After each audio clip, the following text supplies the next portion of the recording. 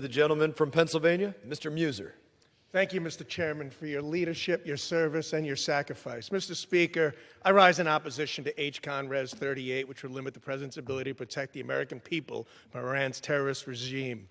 I believe that this resolution, and may be misunderstood, sends a troubling message to our troops and a perhaps interpreted welcome message to our enemy.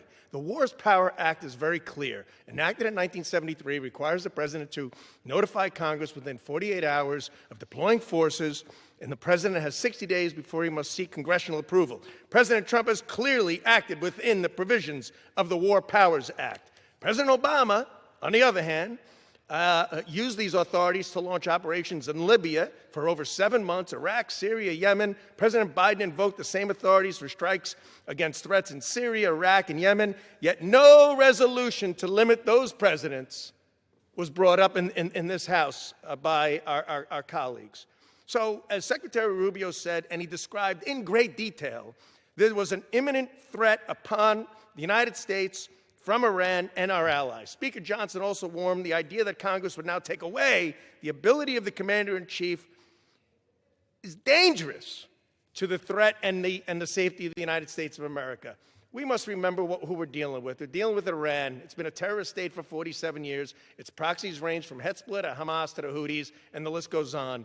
And directly and through these proxies, Iran has maimed and killed thousands of Americans. They orchestrated the massacre on Israel on October 7th. We know this. They are, in fact, doing their very most to continue enriching uranium to make weapons grade. According to Special Envoy Witkoff, just the other day, the Iranian negotiators opened negotiations by bragging about presently controlling 460 kilograms of uranium enriched to 60%, enough for weapons-grade material for 11 bombs within 4 to 6 weeks. Because of this regime's reign of terror, their own civilians rose up and protested, Mr. Speaker. And over the last 2 months, there are reports that as many as 90,000 Iranian civilians were murdered. President Trump has strategically developed regional trust throughout the Middle East. This is why we have a strong coalition in the region to confront this threat. Today, Iran is an island, thanks to the strategy of the Trump administration. The Iran of the past, one that oppresses and commits terrorism and all kinds of atrocities on its own people in the world, is history. I yield back.